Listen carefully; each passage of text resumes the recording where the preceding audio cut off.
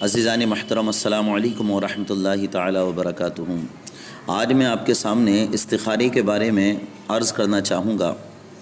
کئی اسلامی بھائیوں کے سوالات تھے کہ استخارے کے بارے میں بتائیں، تو پہلے آپ ایک حدیث پاک ملاحظہ فرمائیں۔ حضرت سیدنا جابر بن عبداللہ رضی اللہ تعالیٰ عنہ سے روایت ہے کہ رسول اکرم نور مجسم صلی اللہ تعالیٰ علیہ وآلہ وسلم ہم کو تمام امور میں، امور مطلب یہ امر کی جمع ہے، یعنی کاموں میں استخارہ تعلیم فرماتے، جیسے قرآن کی سورت تعلیم فرماتے تھے۔ فرماتے ہیں جب کوئی کسی امر کا قصد کرے، کسی امر یعنی کسی کام کا ارادہ کرے، تو 2 رکعت نفل پڑھے، پھر کہے اللہم انی استخیرک بعلمک واستقدرک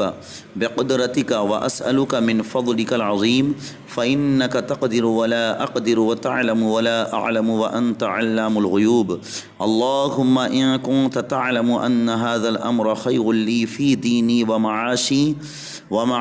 وعاقبت امری وقال عاجل امری۔ یہ جو آپ کو دکھ رہا ہے نا او قالا،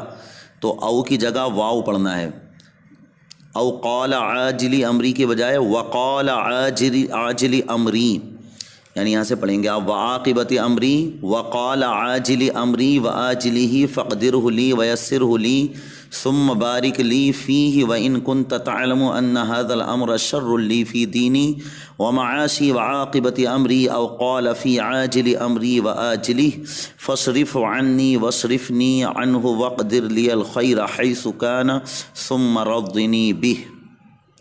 اس کا ترجمہ بھی سماعت فرما لیں کہ اے اللہ، میں تیرے علم کے ساتھ تجھ سے خیر طلب کرتا یا کرتی ہوں، یعنی بھلائی طلب کرتا یا کرتی ہوں، اور تیری قدرت کے ذریعے سے طلب قدرت کرتا یا کرتی ہوں، اور تجھ سے تیرا فضل عظیم مانگتا یا مانگتی ہوں۔ یعنی مرد اگر پڑھے تو اس طریقے سے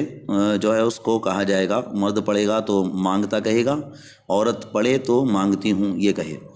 کیونکہ تو قدرت رکھتا ہے اور میں قدرت نہیں رکھتا، تو سب کچھ جانتا ہے اور میں نہیں جانتا، اور تو تمام پوشیدہ باتوں کو خوب جانتا ہے۔ اے اللہ، اگر تیرے علم میں یہ امر یعنی جس کا میں قصد و ارادہ رکھتا ہوں یا رکھتی ہوں، میرے دین و ایمان اور میری زندگی اور میرے انجام کار میں دنیا اور آخرت میں میرے لیے بہتر ہے، تو اس کو میرے لیے مقدر کر دے اور میرے لیے آسان کر دے، پھر اس میں میرے واسطے برکت کر دے۔ اے اللہ، اگر تیرے علم میں یہ کام میرے لیے برا ہے، میرے دین و ایمان، میری زندگی اور میرے انجام کار دنیا اور آخرت میں، تو اس کو مجھ سے اور مجھ کو اس سے پھیر دے، اور جہاں کہیں بہتری ہو میرے لیے مقدر کر، پھر اس سے مجھے راضی کر دے۔ سبحان اللہ، یہ آپ کے سامنے جو ہے بات بیان کر دی گئی، اور دیکھیں یہاں پہ وہی مسئلہ آ رہا ہے کہ او قال عاجل امری میں او یہ شک راوی ہے، فقہ فرماتے ہیں کہ جمع کرے، یعنی یوں کہے وعاقبت امری وعاجل امری وآجلی، جو میں نے آپ کو سمجھا دیا تھا دعا کرتے وقت۔ مسئلہ، حج اور جہاد اور دیگر نیک کاموں میں نفس فعل کے لیے استخارہ نہیں ہو سکتا، ہاں تعیین وقت یعنی وقت مقرر کرنے کے لیے کر سکتے ہیں، یعنی کہ چونکہ حج تو فرض ہے نا، اور یہ جہاد بھی جب وقت پڑ جائے تو ان کاموں میں یہ نہیں ہے کہ اب استخارہ کرنے کے لیے بیٹھ جائے، کیونکہ یہ چیزیں فرض ہیں، جس وقت فرض ہو جائیں اس وقت ادا کر لے۔ ہاں یہ کہ کس وقت کرنا ہے، اس وقت کے لیے استخارہ کر سکتے ہیں۔ دوسری بات، جیسے کب استخارہ کرنا چاہیے، اگر آپ کہیں جا رہے ہیں آپ یہ استخارہ کر سکتے ہیں، کوئی شادی کرنی ہے، نکاح کرنا ہے، یا کوئی اور نیک کام یا کاروبار شروع کرنا ہے، تو آپ یہ استخارہ کر سکتے ہیں۔ مستحب یہ ہے کہ اس دعا کے اول آخر الحمدللہ اور درود شریف پڑھے، اور پہلی رکعت میں قل یا ایھا الکافرون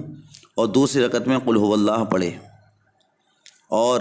اب اس کا جو ہے نا آپ طریقہ بھی سمجھ لیں کہ 2 نفل جو آپ کو پڑھنے ہیں، تو پہلی رکعت میں قل یا ایھا الکافرون اور دوسری رکعت میں قل ھو اللہ پڑھیں، اور بعض مشائخ فرماتے ہیں کہ پہلی میں وَرَبُّكَ يَخْلُقُ مَا يَشَاءُ وَيَخْتَارُ مَا كَانَ لَهُمُ الْخِيَرَةُ سُبْحَانَ اللَّهِ وَتَعَالَى عَمَّا يُشْرِكُونَ وَرَبُّكَ يَعْلَمُ مَا تُكِنُّ صُدُورُهُمْ وَمَا يُعْلِنُونَ، اور دوسری میں وَمَا كَانَ لِمُؤْمِنٍ وَلَا مُؤْمِنَةٍ إِذَا قَضَى اللَّهُ وَرَسُولُهُ أَمْرًا أَن يَكُونَ لَهُمُ الْخِيَرَةُ مِنْ أَمْرِهِمْ وَمَن يَعْصِ اللَّهَ وَرَسُولَهُ فَقَدْ ضَلَّ ضَلَالًا مُبِينًا۔ تو یہ اتنا پڑھیں، تو آپ یہ دونوں رکعتیں بھی پڑھ سکتے ہیں، مطلب دونوں آیتیں بھی پڑھ سکتے ہیں، اور باقی اگر یہ یاد نہیں ہے تو پہلی رکعت میں قل یا ایھا الکافرون پڑھ لیں اور دوسری رکعت میں قل ھو اللہ احد پڑھ لیں۔ بہتر یہ ہے کہ 7 بار استخارہ کریں، کہ ایک حدیث میں ہے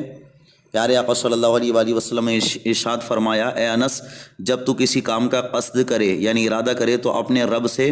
اس میں 7 بار استخارہ کر، پھر نظر کر کہ تیرے دل میں کیا گزرا، کہ بے شک اسی میں خیر ہے۔ اور بعض مشائخ کرام رحمہ اللہ السلام سے منقول ہے کہ دعائے مذکور پڑھ کر، یعنی جو دعا بھی میں نے آپ کے سامنے پڑھی تھی کافی لمبی جو تھی، تو وہ آپ عربی میں بھی پڑھ لیں اور اردو میں یا ہندی میں لکھ کر کے اس کو پڑھ لیں۔ تو اس کو پڑھ کر با طہارت قبلہ رو سو رہے، یعنی کعبے کی طرف کو آپ منہ رہے سونے کی حالت میں، اگر خواب میں سفیدی یا سبزی دیکھے، سبزی مطلب ہرا رنگ دیکھے یا سفید پن دیکھے خواب میں، تو وہ کام بہتر ہے، اور سیاہی یعنی کالا پن یا سرخی یعنی لال رنگ دیکھے تو سمجھ لے کہ وہ برا ہے، اس سے بچے۔ استخارہ کا وقت اس تک ہے کہ ایک طرف رائے پوری جم نہ چکی ہو، تو اپنی رائے پوری جمانے کے لیے آپ کو چاہیے کہ جب تک آپ کی ایک رائے نہ جم جائے آپ استخارہ کرتے رہیں، اور آپ کو خواب میں اگر سفید رنگ یا ہرا رنگ دکھائی دے تو سمجھ لیں کہ وہ کام کرنا ہے، اور اگر کالا رنگ یا سرخ رنگ یعنی لال رنگ دکھائی دے تو سمجھ جائیں کہ اس کام سے بچنا ہے۔ تو ماشاءاللہ یہ چیزیں آپ کے سامنے میں نے بیان کر دی ہیں۔ اب جو ہمارے بھائی استخارے کا طریقہ پوچھتے رہتے ہیں ان سے گزارش ہے کہ تھوڑی سی محنت کر کے ان دعاؤں کو اچھے طریقے سے یاد کر لیں، اور اپنے کسی بھائی کی مدد کے لیے زیادہ سے زیادہ اس ویڈیو کو شیئر کر دیں تاکہ ان کی بھی مدد ہو سکے۔ ماشاءاللہ آپ کے ذریعے اگر کسی تک اچھی بات پہنچتی ہے تو قیامت کے دن اس کا بھی بہت بڑا اجر و ثواب اللہ آپ کو عطا فرمائے گا۔ فالتو خرافات اور فالتو چیزوں کے بجائے ہمیں یہ چاہیے کہ ہم دینی باتیں اور اچھی باتیں لوگوں تک شیئر کریں تاکہ ہمارے بھائیوں کا دل و دماغ مکمل طور پر دین کی طرف ہو جائے اور ایک دوسرے کی مدد کرنے کا جذبہ پیدا ہو۔ یہ بھی ایک دوسرے کی مدد ہے کہ آپ کسی کی صحیح رہنمائی کریں۔